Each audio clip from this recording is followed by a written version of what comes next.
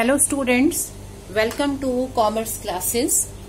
Commerce classes में आज हम पढ़ेंगे transactions relating to fixed assets. मतलब ऑर्गेनाइजेशन की जो फिक्स्ड एसेट्स हैं, जैसे फर्नीचर हो गया या स्पोर्ट्स इक्विपमेंट्स उन्होंने रखे हुए हैं। आप किसी फिटनेस क्लब के अकाउंट्स बना रहे हैं, उनके पास स्पोर्ट्स इक्विपमेंट्स है, समझ रहे हो। सो इन फिक्स्ड एसेट्स के ट्रांजैक्शंस को कैसे रिकॉर्ड किया जाता है फाइनल अकाउंट्स बनाते हुए। नाउ कंसिडर, अगर किसी ऑर्गेनाइजेशन के पास फिक्स्ड एसेट्स है, सो उससे रिलेटेड कैसी ट्रांजैक्शंस हो सकती है। या तो आप परचेज कर रहे हो फिक्स्ड एसेट, और मे बी कोई एसेट अब यूजफुल नहीं रही, आप उसको सेल कर देते हो। सो दो मेन ट्रांजैक्शंस होंगी आपकी जो आप एक्चुअली डील करते हैं, परचेज एंड सेल। लेकिन इससे रिलेटेड कुछ और ट्रांजैक्शंस आ जाती हैं, बिकॉज जो फिक्स्ड एसेट्स हैं वो एज इट इज बुक्स में नहीं शो होती हैं। आपने 11th में पढ़ा था कि fixed assets are subject to depreciation. At the end of the year हमें उनको डेप्रिशिएट करके बाकी का बैलेंस बुक्स में शो करना है, क्योंकि एसेट्स की वर्थ, उनकी यूटिलिटी खत्म हो रही है। एसेट्स की एक लाइफ होती है, जैसे 10 इयर्स हो गया, 20 इयर्स हो गया, उसके बाद वो एसेट यूजफुल नहीं रहेगी। सो जब वो रियल में फिजिकल टर्म में यूजफुल नहीं है, तो आपके बुक्स में भी वो आनी नहीं चाहिए। इसलिए क्या प्रोसीजर अडॉप्ट किया जाता है कि उनकी कॉस्ट को उनके लाइफ पे स्प्रेड कर देते हैं और अकॉर्डिंगली डेप्रिसिएशन जो है वो चार्ज कर देते हैं अगेंस्ट योर इनकम। सो ये एनपीओ भी करेगा, क्योंकि इनकी एसेट्स की भी लाइफ लिमिटेड है। सो क्या करते हैं, जो आपने एसेट्स परचेज की या जो आपके पास ऑलरेडी बैलेंसेज हैं, उन पर आपको डेप्रिसिएशन चार्ज करना है। सेकंड चीज, जो सेल ऑफ एसेट है, सेल कभी अकेले नहीं होती, ठीक है। सेल की ट्रांजैक्शन कभी भी लोन ट्रांजैक्शन नहीं होगी। रीजन बीइंग, जब आपने किसी एसेट को सेल किया तो पहली चीज है कि सेल कब किया। आपने ईयर के शुरू में कर दिया, फाइन, फिर कोई प्रॉब्लम नहीं है। बट अगर आपने एसेट की सेल ईयर के बीच में या बाद में कहीं की, मिड में कर दी, आफ्टर 3 क्वार्टर्स कर दी, इसका मतलब आपने उस एसेट को बिजनेस में यूज किया है। और जब भी एसेट को यूज किया जाता है उसका डेप्रिसिएशन चार्ज करना बनता है। सो सेल के साथ उसका डेप्रिसिएशन आ जाएगा, लेकिन ये डेप्रिसिएशन कितना आएगा, सिर्फ for the period of use. मान लो आपका करंट ईयर है अप्रैल से लेके नेक्स्ट मार्च तक, राइट। आपने एसेट की सेल कर दी 1 जनवरी को, इसका मतलब आपने 1 अप्रैल से 1 जनवरी तक 9 मंथ्स इस एसेट को यूज किया। सो 9 मंथ्स का डेप्रिसिएशन इस पे चार्ज करना पड़ेगा। उसके बाद इसकी सेल हो रही है। अब सेल के साथ प्रॉफिट और लॉस एसोसिएटेड होता है, क्योंकि जो एसेट है वो हमारी बुक्स में एक वैल्यू पे है, हमारी बुक्स में है किसी वैल्यू पे, और अब ये सेल हो गई तो उसके टोटल वैल्यू को हमें बुक्स में से वाइप आउट करना है। तो हम कंपेयर करते हैं कि बुक वैल्यू से ज्यादा पे बिक रही है या कम पे बिक रही है, प्रॉफिट और लॉस कैलकुलेट करते हैं। सो ये जो इंसिडेंटल ट्रांजैक्शंस है, depreciation for the year normal assets के लिए, then depreciation on assets sold and profit and loss, ये ट्रांजैक्शंस हमारी जाती हैं इनकम एंड एक्सपेंडिचर में। और जो एक्चुअल कैपिटल ट्रांजैक्शन है, परचेज और सेल, इसका इफेक्ट जाता है बैलेंस शीट में। रूल अभी भी वही है कि कैपिटल ट्रांजैक्शंस को रेलेवेंट अकाउंट में एडजस्ट करके बैलेंस शीट में लेते हैं, तो ये बैलेंस शीट में जाएंगे परचेज सेल। लेकिन जो डेप्रिसिएशन चार्ज कर रहे हो वो बैलेंस को तो अफेक्ट करेगा, साथ साथ वो डेप्रिसिएशन हमारे इनकम एंड एक्सपेंडिचर में भी जाएगा। सो इसमें हमें क्या क्या कैलकुलेशंस करनी होंगी। एक तो जो एसेट की सेल हो गई उसका डेप्रिसिएशन, उसका प्रॉफिट लॉस। सेकेंडली, जो एसेट्स हमारे पास बच गई, चाहे पिछली बच गई या नई खरीदी है, सो उनका डेप्रिसिएशन। सो इस टाइप के क्वेश्चंस में हमें दो तरह की एडजस्टमेंट्स को करना पड़ता है, ठीक है। So for transactions relating to fixed assets, remember it's a capital transaction, but इसके incidental transaction income and expenditure में आती है। ओवरऑल इफेक्ट जाएगा बैलेंस शीट में। अब इसके कैलकुलेशंस में क्या पार्ट्स हैं। पहला पार्ट है जो एसेट आपने सेल कर दी, उस एसेट पे हमें डेप्रिसिएशन कैलकुलेट करना है for the period of use, और सेल का प्रॉफिट लॉस। सेल कभी अकेले नहीं रहती है, इसके साथ इसके फ्रेंड्स रहेंगे, डेप्रिसिएशन, प्रॉफिट और loss. So book value of asset sold, ये हमें दी होगी कि जो एसेट हमने बेची है इसकी वैल्यू कितनी थी, वो वैल्यू हमें दी होगी। अब उसमें से हमें डेप्रिसिएशन निकालना पड़ेगा for the period of use. अगर तो आपने बिगनिंग में ही एसेट सेल कर दी तो कोई इश्यू नहीं है, क्योंकि आपके ईयर में एसेट रही ही नहीं तो डेप्रिसिएशन भी नहीं होगा, वही स्टार्ट पॉइंट होगा हमारा। अदरवाइज क्या है, हमें इसमें डेप्रिसिएशन चार्ज करना पड़ेगा for the number of months, जितने टाइम के लिए ये एसेट यूज की। डेप्रिसिएशन सॉल्व कर दो। अब इन दोनों को माइनस करेंगे तो हमें मिल जाएगी book value on the date of sale, कि सेल के टाइम जिस दिन सेल हो रही है उस दिन एसेट की बुक्स में वैल्यू कितनी है, book value on the date of sale. इसको कंपेयर करो सेल प्राइस से। अब ये सिंपल सी लॉजिक है, एवरीबडी नोज कि अगर मैं ज्यादा पे सेल करता हूं तो मुझे प्रॉफिट होता है और अगर कम पे सेल होती है तो लॉस होता है। सो इसी चीज को हम कैसे लिख देते हैं, if selling price is more than the book value on date of sale, तो प्रॉफिट का केस बनता है। कितना प्रॉफिट है, इन दोनों का डिफरेंस। सेलिंग प्राइस ज्यादा है तो सेलिंग प्राइस में से बुक वैल्यू माइनस कर दी, और अगर सेलिंग प्राइस कम है, मतलब तुम चीज की वैल्यू बुक्स में ज्यादा है और उसे कम पे बेच पा रहे हो, तो अगर आप कोई भी चीज कम पे सेल करते हो लॉस होता है। सो डिफरेंस को कहेंगे लॉस। अब माइनस क्या होगा, माइनस होगा ज्यादा बुक वैल्यू है तो बुक वैल्यू में से सेलिंग प्राइस माइनस होगी। इस फॉर्मूले को रटा मारने की जरूरत नहीं है, ये लॉजिकली समझो। पहले हमने एसेट की वैल्यू लेके आनी है उस दिन जब सेल की, तो स्टार्टिंग पॉइंट है हमारे पास ओपनिंग बैलेंस, उसमें से डेप्रिसिएशन हटा दो पीरियड का और बाकी वैल्यू आ जाएगी, उसे सेल से कंपेयर करो। प्रॉफिट हो या लॉस हो, है डिफरेंस ही। बस हमें कॉन्सेप्चुअली समझना है कि प्रॉफिट तब होता है जब सेलिंग प्राइस ज्यादा होती है, लॉस तब होता है जब बुक वैल्यू ज्यादा होती है। सो क्या अमाउंट्स हमें मिले इसमें, दो, depreciation on asset sold and profit and loss on cell.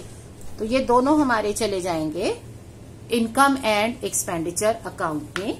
कहाँ जाएंगे, डेप्रिसिएशन एक चार्ज है डेबिट साइड में, दैट इज एक्सपेंस साइड में, लॉस एक चार्ज है डेबिट साइड में, और प्रॉफिट एक इनकम है तो ये जाएगी क्रेडिट साइड। सो ये हमारा सॉर्टिंग हुई सेल वाली एसेट की। अब आ जाओ बाकी बैलेंस। बैलेंस शीट में कितना बैलेंस आएगा, कितना डेप्रिसिएशन चार्ज होगा, क्या स्टेटस होगा। सो for the balances of the fixed assets, इसके लिए कई बार हम अकाउंट बनाते हैं और कई बार हम स्टेटमेंट के थ्रू कर देते हैं। आप ये कैलकुलेशन सीधी बैलेंस शीट में भी कर सकते हो या फिर एक अकाउंट बना सकते हो। कैसे होगा, सिर्फ फॉलो करो ट्रांजैक्शंस को। Start with the opening balance, add purchases, deduct sale. लेकिन सेल में डिडक्ट क्या करेंगे, डिडक्ट करेंगे book value in the beginning. क्यों, क्योंकि हमारे पास स्टार्टिंग पॉइंट बुक वैल्यू है, हमारे पास सेलिंग प्राइस नहीं दे रखा कि हम सेल में से सेल माइनस करें। जो भी फिगर्स हम प्लस माइनस करते हैं वो हमेशा रिलेटेड होने चाहिए, कंपैरेबल होने चाहिए। तो सेल में से बुक वैल्यू माइनस नहीं करनी है, हमें बुक वैल्यू ही चाहिए, तो हम बुक वैल्यू ही सेल वाली माइनस करेंगे। So book value in the beginning plus purchase minus sale at book value. अब ये बच गया बैलेंस, ये वो एसेट है जो अब आपके पास रहती है, जो आपके ऑर्गेनाइजेशन में है, इसे डेप्रिशिएट करना पड़ेगा। सो कैसे डेप्रिसिएशन करेंगे, अब दो तरह की एसेट्स है इसमें, कुछ शुरू में थी, कुछ नई परचेज की है। तो जो आपकी शुरू में थी ओल्ड वैल्यू, उसमें से ये पार्ट बिक चुका है, ठीक है। सो बाकी आपके पास है, सो उस बैलेंस पे डेप्रिसिएशन चार्ज कर दोगे फॉर द फुल ईयर, क्योंकि ये तो पूरा ईयर आपके पास रही है। और जो नई परचेज की है दैट इज ये वाली परचेज, इस परचेज पे आप डेप्रिसिएशन चार्ज करेंगे for the relevant months of use. तो अगर आपने एसेट जनवरी में परचेज किया है और 31 मार्च को आप अकाउंट बना रहे हो, तो आपने एसेट 3 मंथ्स के लिए यूज किया, सो 3 मंथ्स का डेप्रिसिएशन आ जाएगा। So that will give you balance of fixed asset eight the and. ये जाती है बैलेंस शीट में, तो ये कैलकुलेशन हम सीधे बैलेंस शीट में भी कर सकते हैं। So remember, balance goes in balance sheet, और इंसिडेंटल ट्रांजैक्शन क्या थी, depreciation, it will go in income and expenditure account. So हमें क्या याद रखना है, when we are working for transactions relating to fixed assets, तो उसमें हमारे पास ट्रांजैक्शंस हो सकती हैं परचेज और सेल की, और इंसिडेंटल ट्रांजैक्शंस हैं डेप्रिसिएशन, प्रॉफिट और लॉस ऑन सेल। सो हम पढ़ रहे हैं transactions relating to fixed assets. So पहली ट्रांजैक्शन है sale of old fixed assets. ये कहां जाएगा? इनकम एंड एक्सपेंडिचर अकाउंट में आएगा depreciation on asset sold and profit और लॉस ऑन सेल। नेक्स्ट है purchase of fixed assets. So purchase कहां जाएगी? परचेज इनकम एंड एक्सपेंडिचर में नहीं आती है। इनकम एंड एक्सपेंडिचर में सिर्फ आएगा depreciation on assets, old plus new, जो पुरानी एसेट्स हैं और जो ये नई परचेज की है। बैलेंस शीट में आएगा बैलेंस ऑफ फिक्स्ड एसेट। सो जो हमने अभी कैलकुलेशन की है, opening balance plus purchases of fixed assets minus cell of fixed asset. ठीक है, अब इसमें से डेप्रिसिएशन माइनस कर दो तो ये आ जाएगा आपका क्लोजिंग बैलेंस। यही बैलेंस हम अकाउंट बना के भी सॉल्व कर सकते हैं। सो इस तरह से हमारी फिक्स्ड एसेट्स की ट्रांजैक्शंस आती है। Let us understand this with one example. Suppose we are given this, how will you show the following furniture transaction in the final accounts. Final accounts मतलब income and expenditure account and balance sheet. So क्या क्या दे रखा है? Furniture account में purchase की गई है 1 जनवरी को, सेल हो रही है 30 सितंबर को। ओपनिंग बैलेंस है 1,20,000। Out of this furniture of the book value of 30,000 was sold. तो ये जो आपने फर्नीचर की सेल की है, इसकी वैल्यू, ओपनिंग वैल्यू 30,000 थी और ओवरऑल डेप्रिसिएशन है 10%। सो पहले हम करेंगे calculations. So for the asset being sold, so पहली कैलकुलेशन हो गई फॉर फर्नीचर बीइंग सोल्ड। तो जो सेल होती है उसके साथ दो साथी हैं, डेप्रिसिएशन एंड प्रॉफिट और लॉस। सो हम स्टार्ट करेंगे। इनिशियल पॉइंट क्या था? इसकी बुक वैल्यू थी, book value of furniture sold on 1 April 2017 30,000, but इसकी सेल हो रही है 30 सितंबर को। इसका मतलब आपने इसे कितने मंथ यूज कर लिया? 6 मंथ्स। अप्रैल की वैल्यू दे रखी है, सितंबर एंड में सेल कर रहे हो, 6 मंथ्स इसे यूज कर लिया। So less depreciation for 6 months. So 30,000 10% rate है, 6 मंथ्स के लिए डेप्रिसिएशन हो गया 1,500। सो 28,500 आ गई book value of furniture sold on the date of sale. जिस डेट को सेल हुई उस डेट की वैल्यू, और सेलिंग प्राइस क्या है?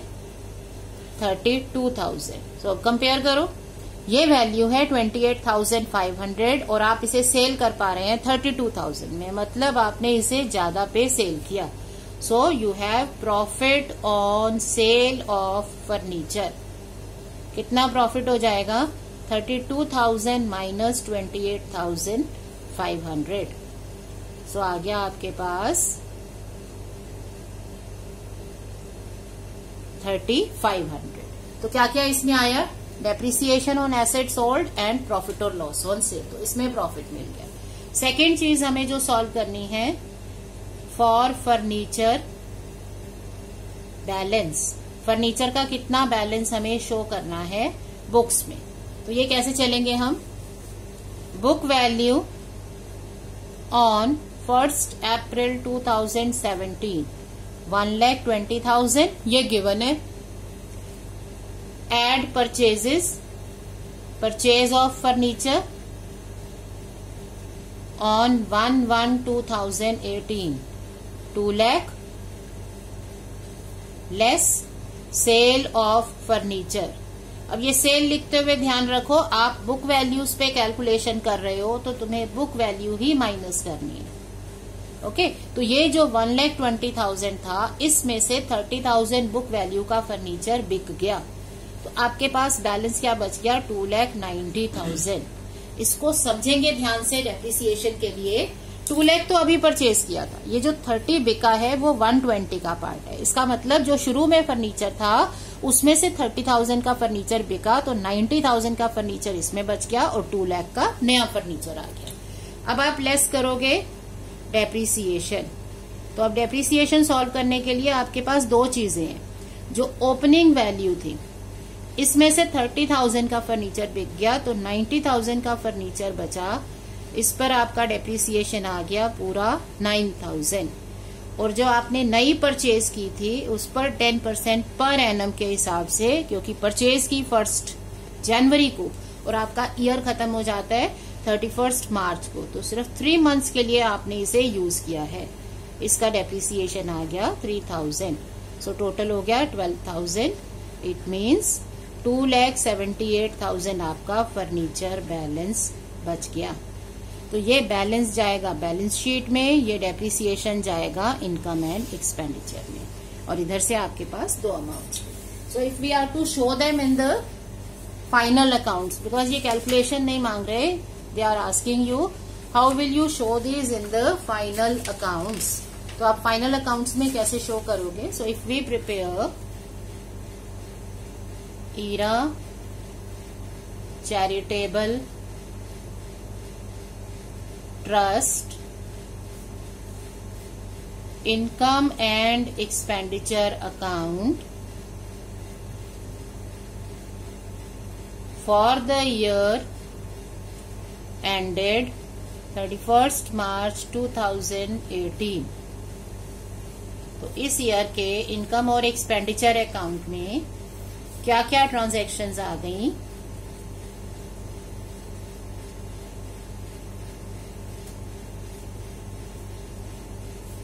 इनकम, सो ऑन सेल, दो चीजें होती है, सेल और बैलेंस। तो सेल पर हमारे पास क्या क्या कैलकुलेशंस थी? At the time of sale 1,500 का फर्नीचर का डेप्रिसिएशन था और 3,500 का प्रॉफिट था। सो depreciation on furniture sold 1,500 by profit on sale of furniture 3,500। और बैलेंस में क्या था? जब हमने बैलेंस सॉल्व किया हमारे पास 12,000 का डेप्रिसिएशन आया। सो डेप्रिसिएशन ऑन फर्नीचर अकाउंट 12,000, ये आएगा आपका इनकम एंड एक्सपेंडिचर में। और अगर आपको बैलेंस शीट में शो करना है तो closing balance sheet as at 31 March 2018। So closing balance sheet में on the asset side we will be showing furniture and the balance is 2,78,000। ये कैलकुलेशन थी हमारी, 2,78,000 बैलेंस आ जाएगा। You can show the whole calculation on this side also in the balance sheet, or you can show it through the working note। तो ये working note में करके आप यहाँ नंबर डाल सकते हो, right? So this is how we deal with the transactions relating to fixed assets. Let us take up one more example. Furniture's opening balance is given 4,40,000, having book value 40,000 in the beginning. It was sold at a loss of 20% on 1st October. So we are not given the selling price. Depreciation on furniture 10%, furniture purchased during the year 3 lakh. So पहले हम calculation कर लेते हैं furniture sold during the year. So book value as on 1st April 2017, 40,000, this is given. You are selling it on 1st October. It means you are using it for 6 months. So less depreciation for 6 months from 1st April to 1st October. So 40,000, rate of depreciation 10% for 6 months, that is 2,000. So book value on the date of sale 38,000. अब तुम्हें cell की जो value है वो 38,000 दे दी. अब अगर हमें selling price दिया होता हम सीधे प्रॉफिट लॉस कैलकुलेट कर सकते थे, बट हमें क्या बताया है, इसकी सेल कर रहे हैं 20% लॉस पे. इसका मतलब हमें लॉस पहले मेजर करना होगा. तो लॉस ऑन सेल कितना आ गया, 20%. तो ये जो वैल्यू है इसको 20% लॉस पे हमने सेल किया है. सो 7600 का लॉस आ गया. इसका मतलब सेल प्राइस क्या रहा होगा, अगर ये वैल्यू है और ये लॉस है तो सेलिंग प्राइस तो कम होगी ना. सो ये बुक वैल्यू माइनस लॉस 30,400. तो सेलिंग प्राइस आ गई. अब इसमें हमारा इनकम एंड एक्सपेंडिचर में क्या किया जाता है, डेप्रिसिएशन और लॉस ऑन सेल. सेकेंड चीज हमें कैलकुलेट करनी है furniture balance. So balance as on 1st April 2017 हमें दे रखा है 4,40,000. ये देखो ये लास्ट ईयर का एंड है तो करंट ईयर का बिगनिंग हो गया 4,40,000 प्लस परचेज ऑफ फर्नीचर. अब ये ध्यान रखो परचेज हो रही है, ठीक है. So purchase of furniture 7,40,000 less sale of furniture. So furniture कितना सेल कर रहे हो, furniture of the book value 40,000. 40,000 book value का फर्नीचर सेल कर दिया तो बुक वैल्यू ही माइनस होगी. बैलेंस बच गया 7 लाख. अब इसमें से हमें डेप्रिसिएशन माइनस करना है बिकॉज सारी फिक्स्ड एसेट्स पर डेप्रिसिएशन चार्ज करते हैं. सो डेप्रिसिएशन कितना आ जाएगा, अगेन यहां ध्यान से समझो 7 लाख बैलेंस है बट 7 लाख में से 3 तो आपका इस ईयर की परचेज है जो आपने किया है 1/1/2018 को. पुराना 4,40,000 था, उसमें से 40,000 का फर्नीचर बिका था. इसका मतलब 4 लाख का फर्नीचर शुरू से आ रहा है. 4,40,000 में से 40,000 की सेल कर दी तो 4 लाख का फर्नीचर शुरू से आपके पास आ रहा है. सो इसका डेप्रिसिएशन हो गया 40,000. और ये जो 3 लाख आपने नया परचेज किया, क्योंकि ये परचेज किया है जनवरी में, सो इस पर 3 मंथ्स का डेप्रिसिएशन लगेगा. सो ये आ जाएगा आपका 7,500. तो कितना आ गया आपका बैलेंस, 6,52,500. अब ये बैलेंस जाएगा बैलेंस शीट में और ये डेप्रिसिएशन जाएगा income and expenditure account. So अगर आपको इसकी बुक्स में expenditure account for the year ending 31st March 2018, current year का एंड, तो कितना आएगा आपके पास, income credit side, debit side expenditure. So sale पर क्या आया, सेल पर हमारे पास था डेप्रिसिएशन ऑन फर्नीचर सोल्ड 2,000 और साथ में था loss on cell of furniture 7,600. ये देखो 40,000 इसकी वैल्यू थी, 6 मंथ्स का डेप्रिसिएशन चार्ज किया तो इस पर हमें 6 मंथ्स का डेप्रिसिएशन और लॉस 20% लॉस ये हमें इनकम एंड एक्सपेंडिचर में शो करना है. और बाकी जो फर्नीचर बच गया उस पर ये डेप्रिसिएशन चार्ज हुआ. सो डेप्रिसिएशन ऑन फर्नीचर 47,500. ये 3 चीजें आएंगी इनकम एंड एक्सपेंडिचर में. और अगर बैलेंस शीट में शो करना है इसको, balance sheet as at 31st March 2018, क्योंकि ये आपकी फिक्स्ड एसेट है तो बैलेंस शीट में सिर्फ बैलेंस आते हैं. सो आपका फर्नीचर का बैलेंस कितना आ जाएगा, 6,52,500. ये सारी कैलकुलेशन यहाँ दिखाई जा सकती है बट अगर मैं वर्किंग नोट बना रही हूँ मैं कैसे इसको नंबर करूंगी. ये मेरा अमाउंट है जो नंबर 1 वर्किंग नोट एक्सप्लेन कर रहा है। तो ये हमारा हो गया वर्किंग नोट नंबर 1 और यहाँ पे भी आ जाएगा नंबर 1। तो इस तरह से आप वर्किंग नोट्स के नंबरिंग करके इंफॉर्मेशन को शो कर सकते हो। So this is how the accounts or the transactions relating to fixed assets appear in the final accounts of the NPOs. So I hope this is clear to you. अगर आपको ये समझ में आता है then please like, share and subscribe to my YouTube channel. Thank you.